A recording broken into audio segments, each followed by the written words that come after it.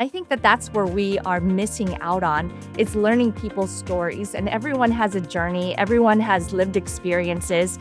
And that has been the most fun part about being mayor, connecting all over the city. I won't be able to meet all 400,000 people, but I hope that I've made an impact on some that then they can share the impact that hopefully I've had on them to those others. And then maybe that I will be able to reach 400,000. Welcome to the Going Big podcast.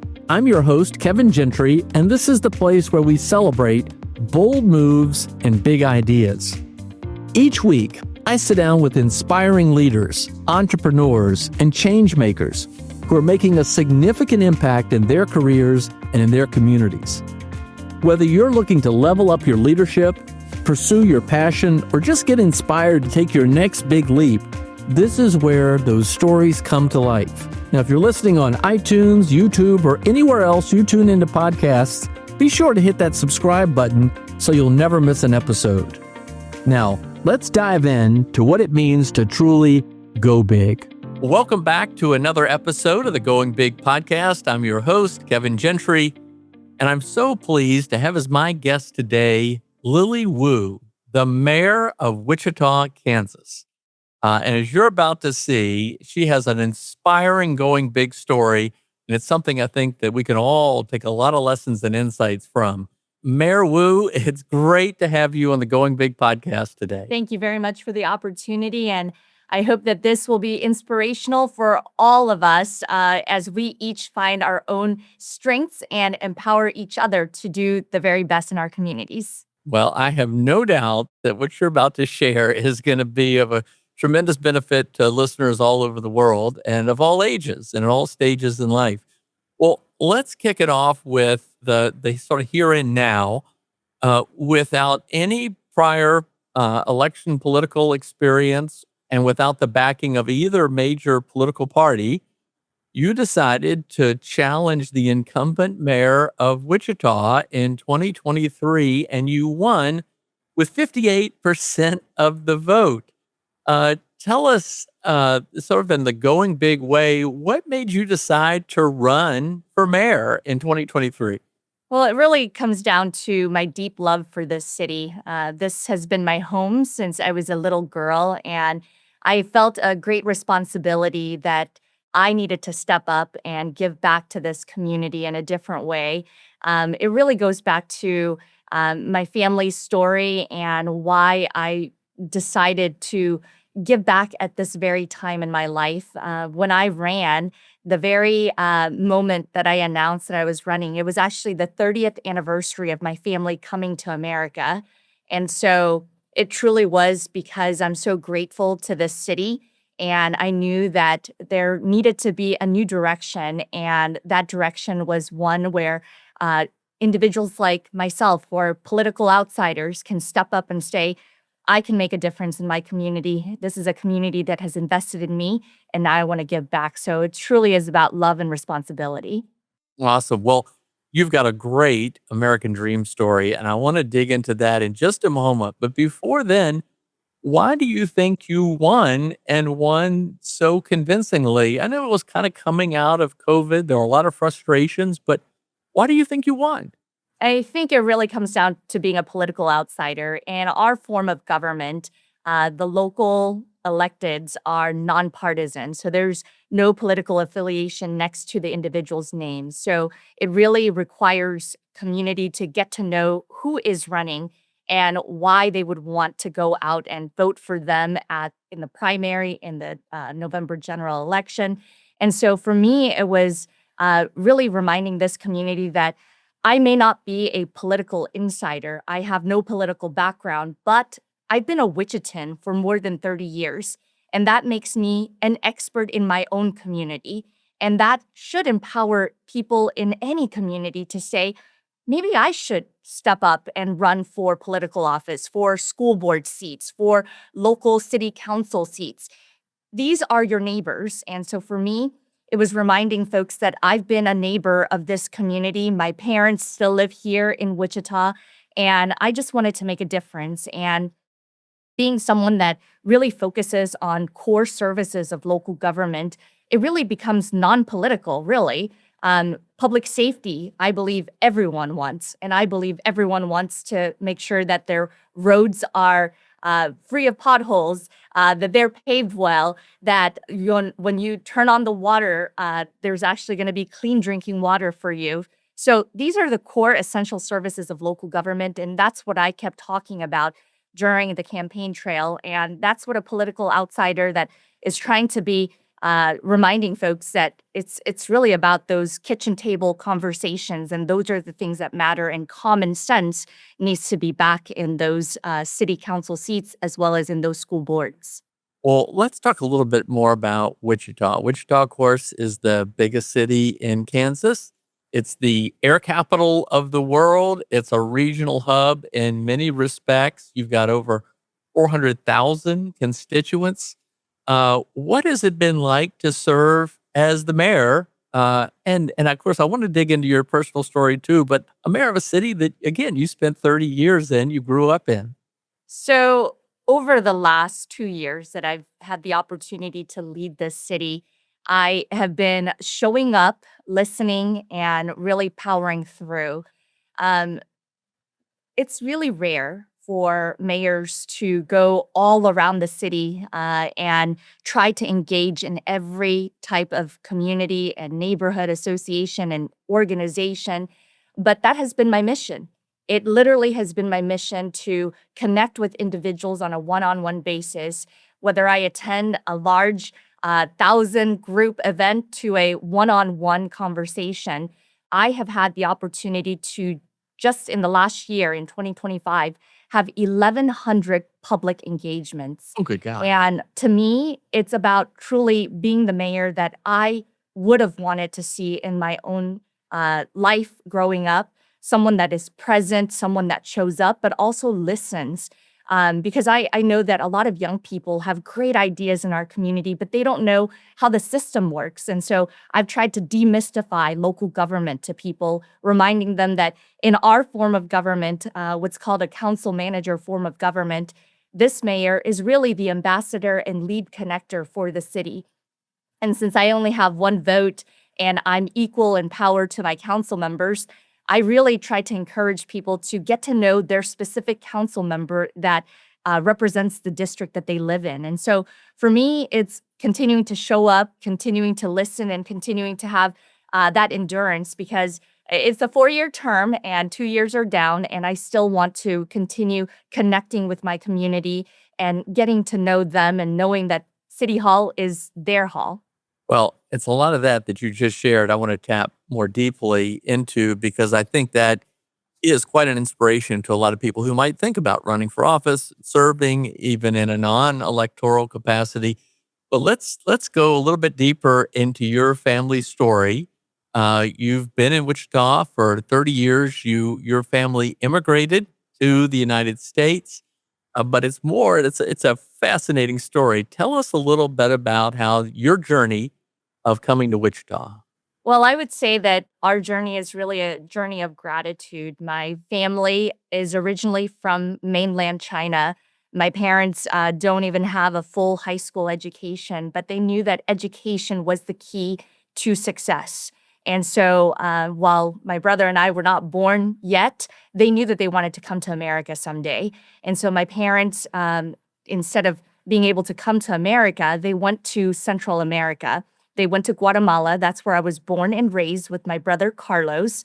And during that time, my parents were trying to come to America legally, and it took nearly 10 years. Thankfully, my grandpa was our sponsor. And eventually, on April 2nd of 1993, my family immigrated from Guatemala to Wichita, Kansas, and this has been our home. And ever since we came here, my parents have reminded us the reason why we came here is for those opportunities. And one of those opportunities is an educational opportunity. So I have never taken that lightly. I'm a proud product of Wichita Public Schools. I also attended Wichita State University and eventually got my master's degree from the University of Hong Kong. And so for me, our journey has been one of gratitude, of being very proud to be Americans. My family naturalized as American citizens, and we got to naturalize as well. So I always say that I'm so grateful that I get to live in America, and I'm so lucky to live in Wichita and now have the opportunity to lead our community as the mayor. And I do believe that our community is one that embraces you. If you have a dream and a goal and you're willing to work hard, anything truly is possible. And so I'm grateful that my parents still live in Wichita and they get to see my journey from a journalist, which was my childhood dream, to now becoming the mayor of the city of Wichita where they live. And so I'm cognizant that I'm making decisions that affect them as well. All right. Okay. So there's a lot more now to unpack. All right. So first of all, your grandfather immigrated to Wichita first. How did that happen? And he became the basis for your parents coming? Yes. So I'm very grateful that Grandpa came to America, and then he was the sponsor for our family. The legal immigration process requires someone to really vouch for you and say, this is an individual or a family that, if anything happens, I will financially back them. And so for us, our grandpa was that person. And it was my grandpa who opened up his home to us. I remember the very first year that we came to America, we lived intergenerationally within a house with 3 bedrooms and 1 bathroom.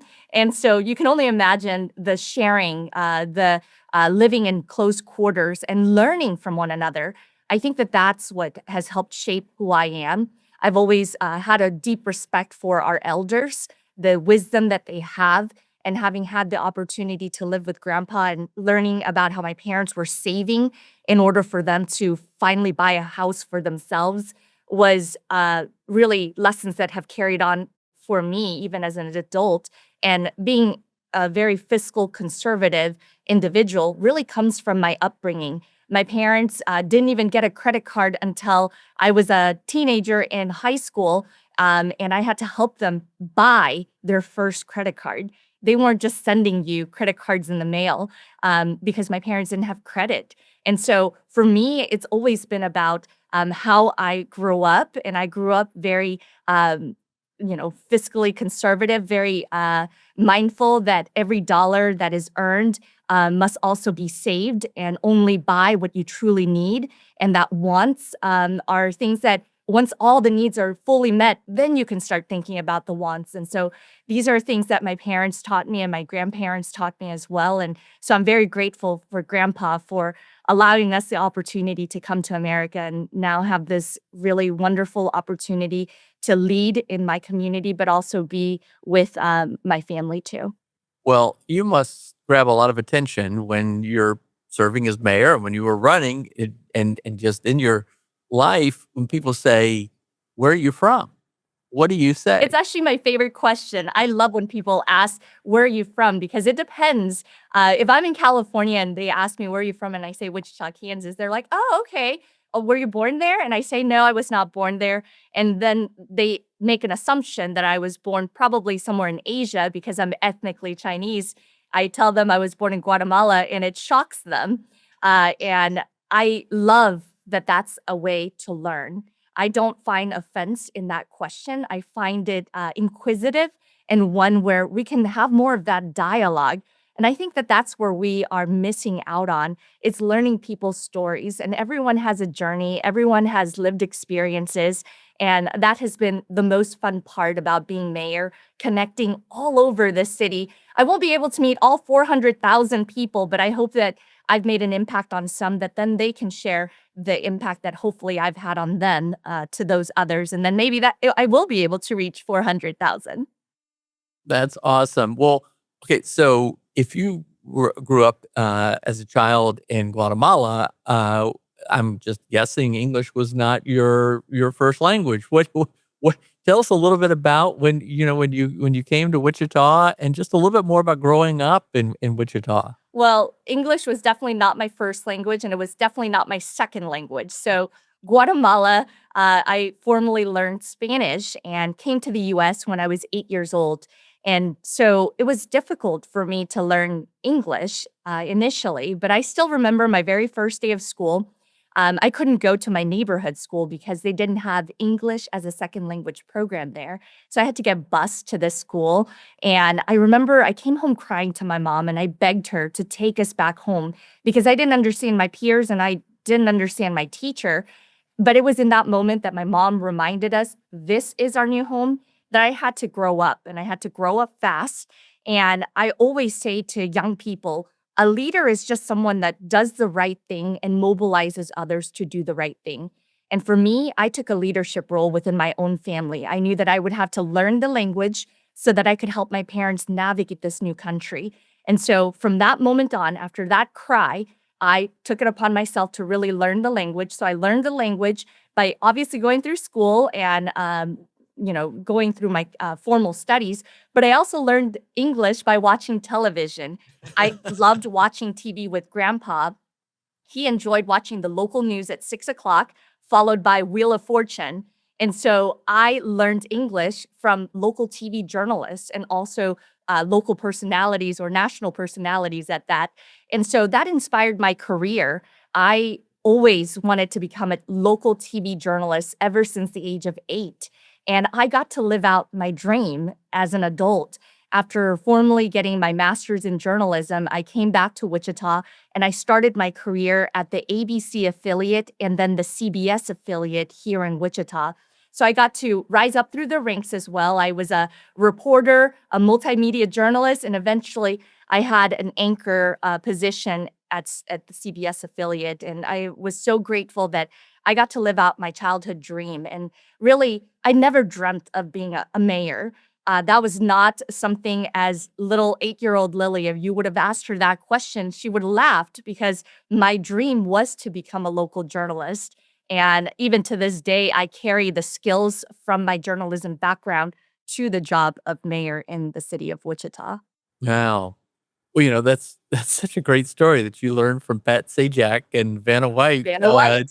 aspects of English. Our mutual friend, Alan Spolensky, who has his own extraordinary going big story about how his father immigrated here from Argentina and did not understand English. And he listened to Vin Scully calling the Los Angeles Dodgers games. And that's how he learned English. And then, of course, Alan is now an owner of the Los Angeles Dodgers, which is just amazing. Love these stories. Okay, so for those listening, I mean, Lily, your story just about, frankly, becoming a TV news journalist and anchor is going big enough for me.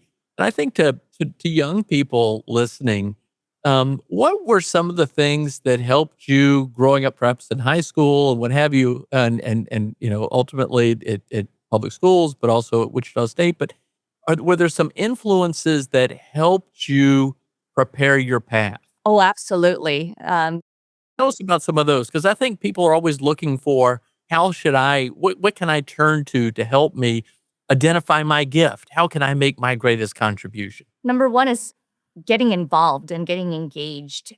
For me, I started getting engaged as a teenager in our community.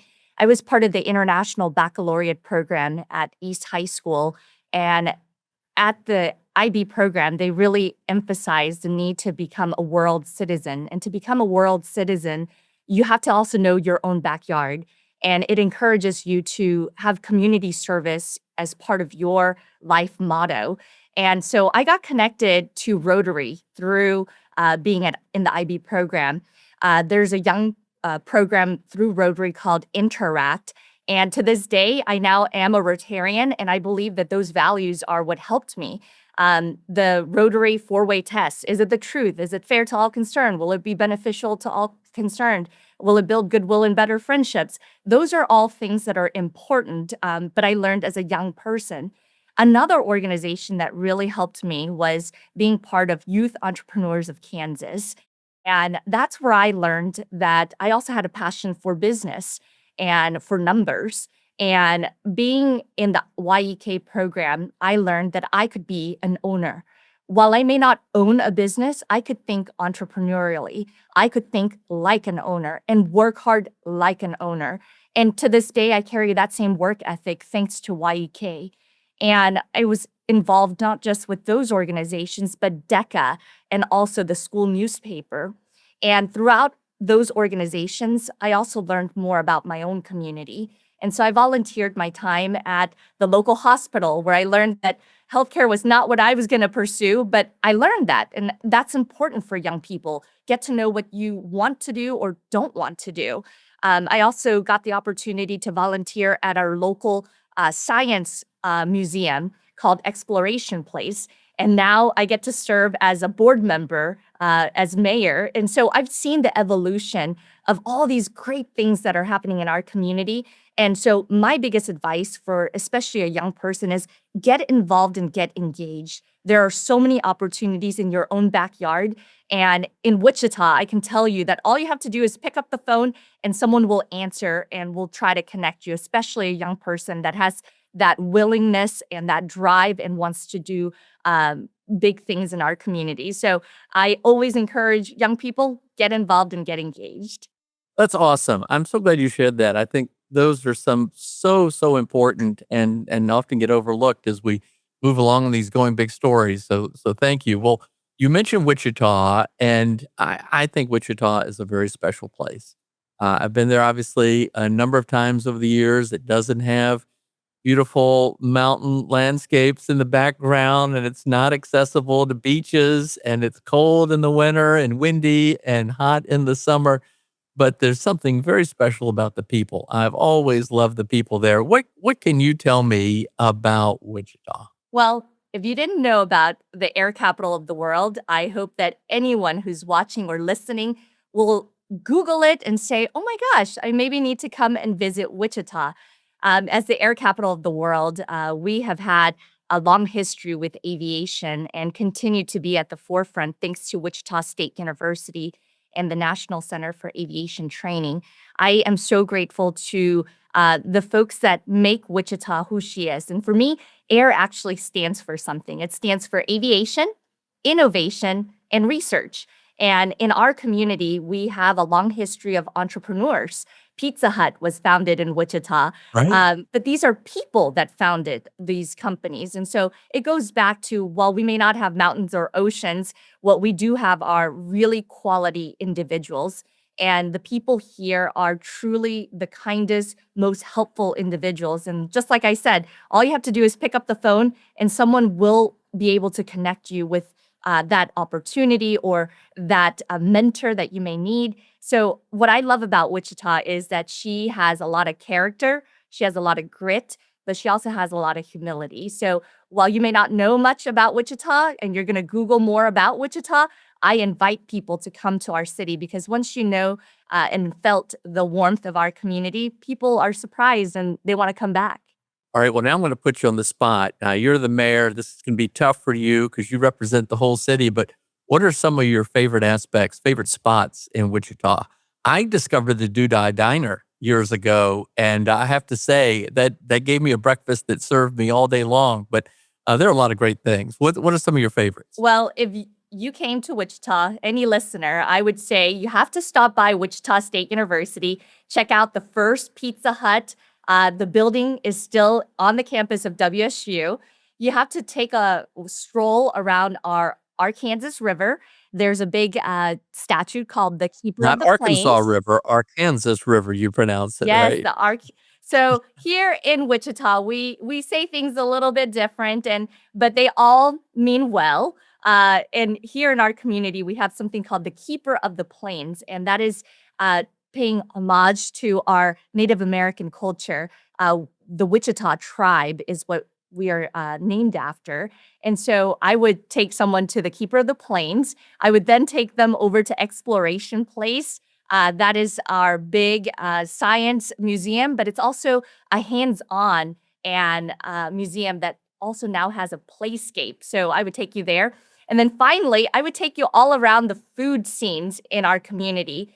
We have such a diverse community. We have a lot of immigrants from Vietnam. So the Vietnamese food, also known as pho, is really delicious here. I would take you over to our north end where our Hispanic community is thriving and you could get a taco there. And I would love to just share the beautiful diversity of our community. And I think that that's what makes Wichita so special. It's that there's so many different things to see and do, but it's really the people that you connect with as you do these experiences. And so I'm just so grateful that if anyone wants to come to Wichita, that they should just contact me on social media because I'll give you a whole itinerary. That's great. There's that great movie. It's a sort of a Thanksgiving classic, Planes, Trains, and Automobiles. And John Candy and Steve Martin, as the actors, famously get stranded in Wichita by a snowstorm on their way to Chicago. And their cab driver takes them to the Braidwood Inn, this fictitious place, and drives through Wichita in the middle of the night. And Steve Martin complains because it's the middle of the night. Why aren't we going on the highway? And John Candy says, this Doobie, the driver, he's proud of his town. It's a special place indeed. All right. Well, switching gears in a different direction, but still about Wichita. Last year, of course, very tragically, on January 29th, 2025, American Airlines Flight 5342 going from Wichita to Washington Reagan Airport tragically was hit with that Black Hawk helicopter, the U.S. Army helicopter, just over the Potomac River. All 67 people were tragically killed. Of course, that was, I'm sure, just a shocking moment. If you would just let us know walk us through what happened when you found out that news and what you thought you needed to do as the mayor at a time when, Wichita, 400,000 people, but still it's a small place and people know each other. And that's an important time. You know, I describe it as a roller coaster of emotions because that happened to be Kansas Day. And I remember that morning we were celebrating not just our state, but also it happened to be Chinese New Year. And so we were in a celebratory mood. And as a matter of fact, that evening I went to a Wichita State Shocker game. And as I was walking out of that game, that's when my phone started going off. And I was wondering what's happening. I got to talk to the airport's director who told me there was a flight that left Wichita that may be involved in something really tragic. And I said, don't worry, I'm headed your direction right away. So I went to my vehicle, and I still remember on my way to the airport, I had to pull off to the side of the road because I knew that there was an impact on people's lives. And I just prayed. I prayed. I knew that somehow we would know at least one or several people on that flight. And I just prayed for comfort for the families who are looking for answers. And that's how I went to the airport, knowing that we didn't have a lot of confirmed information.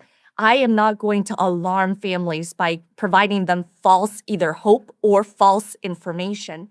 And so I was very cognizant that I needed to provide a sense of comfort for people, knowing that someone is here to speak on the behalf of the airport and the city of Wichita, but that only confirmed information is what I would provide. And so I remember going to the airport. We had some pastors that showed up. We huddled up together. We prayed. Several council members also came to the airport. I think that reminds me of why it's so important to have confirmed information, because we had a family that arrived at the airport and they were looking for answers, and they were answers we couldn't provide because we were not in DC.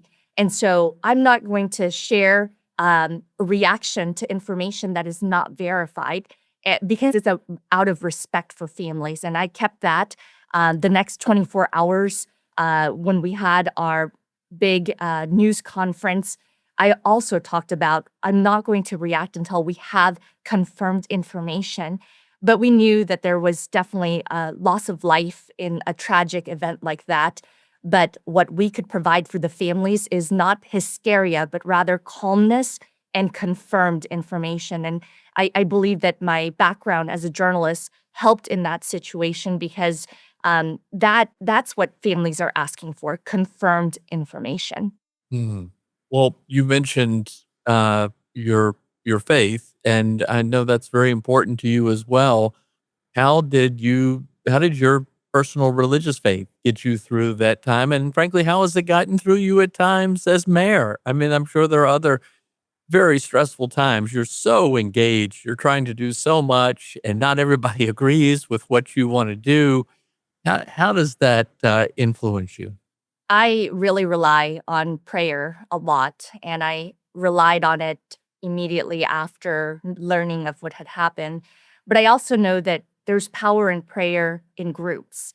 And immediately after learning that, yes, there were families here in our community that were impacted, we wanted to do a community prayer. And that was the first time we've held a community wide prayer inside City Hall. And so within 12 hours, really, we were able to get pastors, we were able to get various faith groups to come to City Hall. And we had a community prayer that next day in the afternoon. We wanted to make sure that families knew that there was a community ready to rally behind them and that that community is still here to this day. During the 1 year commemoration that was held in January, we also held another community prayer and we invited individuals of various faiths to come together. So for me, prayer is not just in wake of tragedy, but prayer can be daily, and I definitely need prayers daily. I pray myself because I know that in this position, when I vote yes, the no's will be mad at me. If I vote no, the yeses will be mad at me.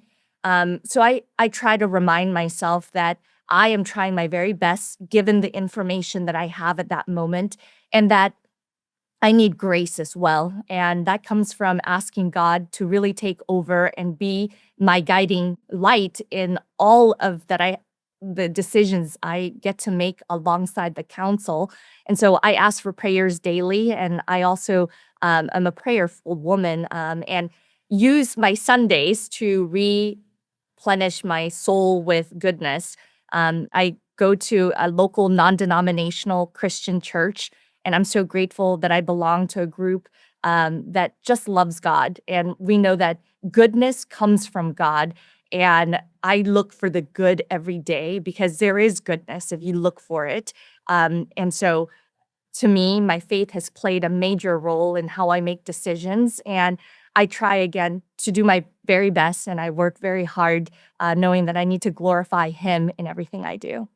Thank you for sharing that. That's awesome. I really appreciate that. Not everybody is always so willing, so thank you. You know, the approach that you take to leading and to running seems very common sense, but I know you have a well-grounded political philosophy. You're deeply committed to a certain set of principles. If you would tell us a little bit about your philosophy and how that was formed and how that guides you as well. So for me, it's really a lot about self responsibility. I know that each individual gets to make decisions every day, and I hope that people make choices that are positive. Whatever those choices are, there are consequences. And again, consequences can be positive or negative. That's why I always share with young people that every day you get to choose two things. Number one, you get to choose your attitude and your effort. And number two, you get to choose whether you're a victim of your circumstances or a victor in your own story. And you get to have that pen and write your own story. And I hope that people choose to be victors. And so when it comes to my political philosophy, I'm not affiliated to either of the major parties. However, I do have certain leanings because, again, I shared my personal background of my family being savers and really focusing on needs. And so that has guided me to become someone that is fiscally very responsible. And those decisions, again, now as mayor, ripple to 400,000 people. So I'm very cognizant that I have to stay focused on what's the core services of local government. And for me, it's those the core services, public safety, public works. And when I talk about public safety, police and fire, but it also is community. Public safety can only be had if community also is part of that solution. And when it comes to public works, it's just making sure that the streets are well paved, but also potholes are filled. And when you turn on the faucet, that clean drinking water comes out of there. And so for me, it's really just refocusing efforts on what are the core services of local government. And so my political philosophy has always been about every choice or every decision made is truly a trade off to something else. And so I'm cognizant that there are only so many things that we can do, and we have to prioritize and we have to focus. And I've stayed focused on what I've called my campaign promises on making sure public safety is the number one thing we focus on. Then we focus on strengthening our economy, but also restoring trust in City Hall, and finally building a united community. And building a united community has to be individuals who want to get involved and engaged. And so being part of a group like the city council, where again, each council member and myself have one vote, I always encourage people, get to know who is helping lead your communities. And for me, I knew how our council manager form of government functioned. However, a lot of individuals in our community don't know how it works. And so I created something called a palm card for the city of Wichita. And that palm card helps explain that there are 6 council members, there's a mayor, and that our form of government really is a city manager that's the CEO of the city of Wichita. And so going back to my philosophy, it's really going back to the basics. It's thinking about what is the real role of local government. And again, for me, it's public safety and public works. Lots of great insights that you're sharing that I think people listening again at different stages of their life can benefit from. Mentors. What have been the role of mentors in your life? You mentioned Rotary and DECA and youth entrepreneurs and other programs in high school, your time learning from your parents and your grandfather, your grandparents, as well as also your time as a reporter and a TV journalist and an anchor. Who have been some mentors that have influenced you, and what can you advise us to how we might think about tapping the power of mentors?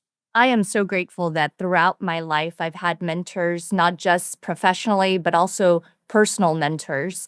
My very first mentor was my school psychologist in middle school. To this day, I still ask her for advice, but she was the individual who showed me educational opportunities. And in every community, there are so many resources, but I believe that it's important for people to know the connection points. And so for me, mentors are connectors. They're the ones that help connect the dots, especially for our young people, that there are resources, there are programs, there are opportunities, but connect them to those very things.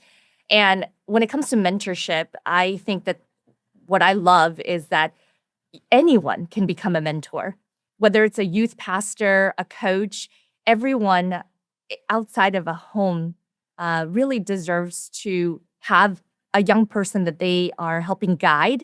And the young person is grateful to have someone outside of their household helping them throughout life. And so I encourage individuals to volunteer their time, become a mentor. We need so many more individuals that are helping families. Parents can only do so much. Coaches can do a lot for that young person. Teachers, counselors, youth pastors can do so much more as well. And so for me, it's being grateful to these mentors, from Mrs. Sorensen to Shanna Zimmerman, my teacher, to Larry Hatteberg, who helped me open up the doors to my first career opportunity in journalism. I'm very grateful to all of them. And so now what I do is give my time to the next generation and mentor other individuals in our community. And really, again, mentorship is really about connections and helping young people connect the dots.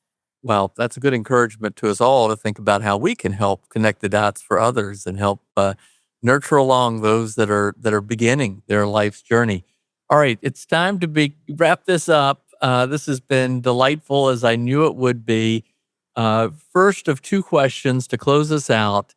Thinking now back on a younger version of yourself. Now, I know you're still very young, Mayor Wu, but thinking back on a younger version of yourself, what would you tell that younger version of yourself now to have done any differently? Maybe think about somebody in their when you were in your late teens or early 20s and you were you just maybe graduating from a Wichita East High School or getting ready to go to Wichita State or whatever it might be.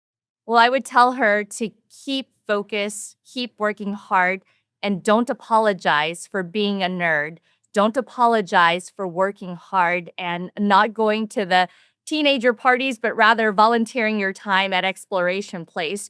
These are all things that have helped me become the person I am today. I was very studious and continue to uh, love reading and love learning. And for me, that has helped me in my own story. I know that when um, when I'm around young people, they want to know, how did I become who I am today? And I know that part of my role does help inspire people. I still remember uh, right before I became mayor in December of 2023, I was invited to a school, and the principal told a little girl that the mayor is coming. Well, the little girl said, "When is he arriving?" And the mayor said, "No, it's a she." And the little girl said, "I didn't know women could be mayors." Well, we haven't had a woman in this role as mayor since 1993 when my family immigrated to Wichita. And so I know that this role carries some responsibility and inspiration. And I share these first really to hopefully inspire anyone who is listening. I'm the first woman elected to a full term in the largest city in Kansas. I'm also the first Asian American mayor in the entire state of Kansas's history. These firsts really just mean that I carry this responsibility to keep the door open for all. That includes encouraging little boys to dream big, little girls to know that they belong in places like this because they need to see examples of what they're hoping to be someday, and then they can aspire to be those things or more. And so for me, I would keep telling Lily that she's doing a good job. Keep working hard, keep staying focused, and don't apologize for being that nerd. Oh, that's great. All right. Well, here's the final going out question, and it's somewhat similar, but we have an international audience, and I'd like to think that maybe there's some 8-year-old girls in China, or 8-year-old girls in Guatemala, or 8-year-old girls in the United States, or maybe 8-year-old boys, or maybe they're a little bit older, or maybe people at the midpoint of their life that are looking for the kind of inspiration and encouragement that you've been giving. Just kind of close us out. What would you say to encourage us further to think about going big? How do we identify our gift, our special contribution in a way that we can live lives of meaning and purpose and that we can help improve the lives of others? You're so well suited to answer that, but Lily Wu, Mayor Lily Wu, answer that for us if you would. I would say be courageous, also be a contributor, and finally know whom you're serving. And for me, it's Christ. And so I want to make sure that people know that anything can be possible in communities. It requires you to take that responsibility and know that you have those choices every day of being a victor or a victim, that you have the choices of your attitude and your effort. And it does take courage. Doing the right thing takes courage, but always do the right thing. And then be a contributor. You can make a difference by first taking care of you, taking care of those questions that I said earlier, having a good attitude, having good effort. But being a contributor in your community requires us to see that we each have gifts, and those gifts can help communities, neighborhoods. And so I would encourage people to be mindful that doing the right thing takes courage, being a contributor. Everyone has gifts and talents of all abilities, can be a contributor.